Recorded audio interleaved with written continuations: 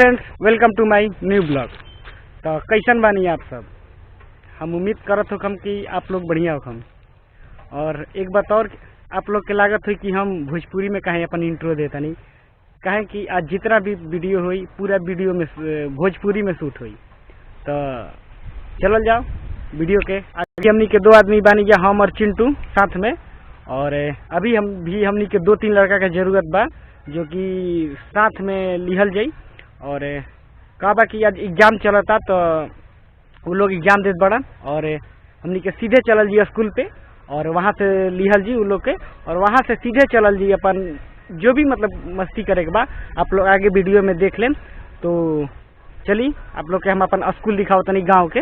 हमनी के पहुँच गइल बानी जा स्कूल पे। हमरा पीछे साइड जो दिखा था वो स्कूल है हमनी के गाँव के और ये स्कूल के पीछे के साइड है और उस साइड सामने बा। तो हमनी के स्कूल पे ना जाइए उतना आगे, हम यहीं से बाहर से भी आप लोग का स्कूल दिखा दें। कहीं कि एग्जाम होता टीचर लोग भी होइयन तो वीडियो बनावल अच्छा ना लगा हमरा।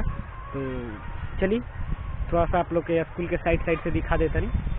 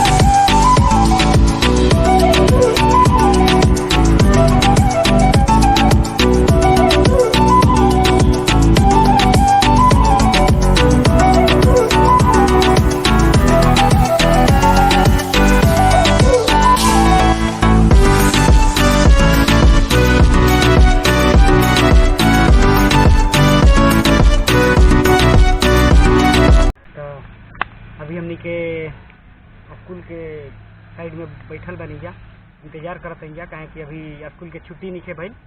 तो देखा तनी कितना देर में छुट्टी होता है उसके बाद निकल जाई। तो ये हमारा स्कूल है गांव के जो कि बहुत बढ़िया लोकेशन पे बा और काफ़ी अच्छा लगेला।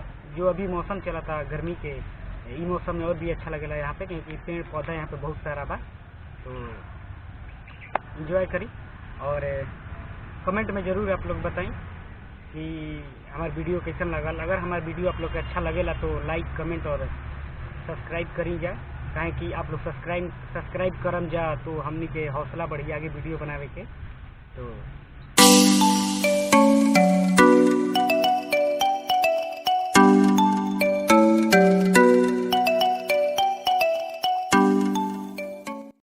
तो हम डायरेक्ट स्कूल से इन लोग के लेके आवत नहीं जो कि आप लोग के दिखता मन जा बच्चा लोग।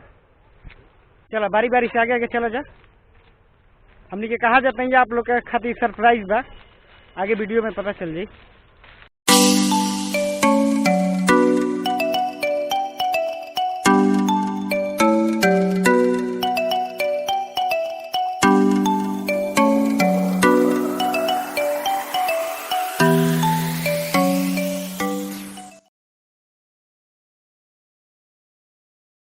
तो हमनी के अपन लोकेशन पे आ गल बन जा। तो आवे के तो 5, 6, 7, 8 मिनट रह जा। तो 2-3 गो लड़का जो रहसन वापस चल गए वसन कोई काम रहे ओकनी के। तो ई रहल हमार लोकेशन जो हम आप लोग के सरप्राइज बोलत रही। तो आई जा हमरा सब देखी जा।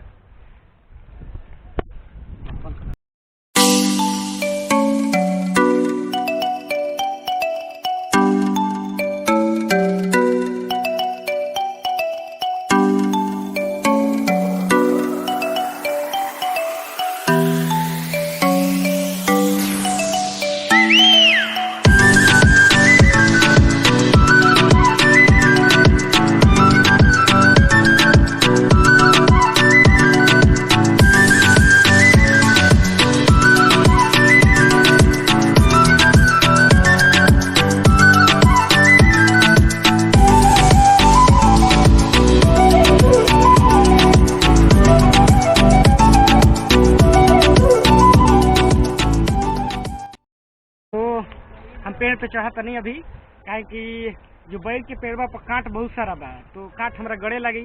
ऐसे बढ़िया बा कि साइड वाला जो पेड़ बा ओकरा पे चढ़ के और ऊपर साइड से ओकरा तोड़ल जाए।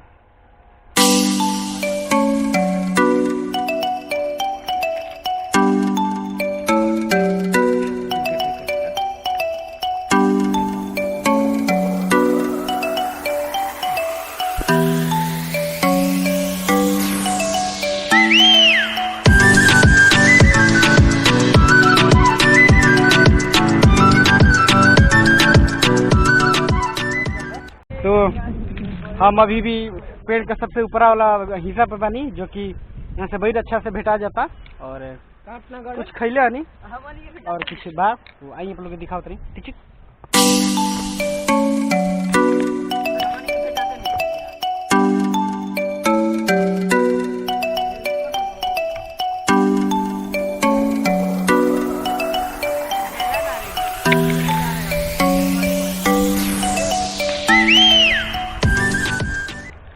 देखिए हमारे रंजन चाहे उतर रहे हैं नीचे पेड़ पर से, बैर पर से आराम से आइए।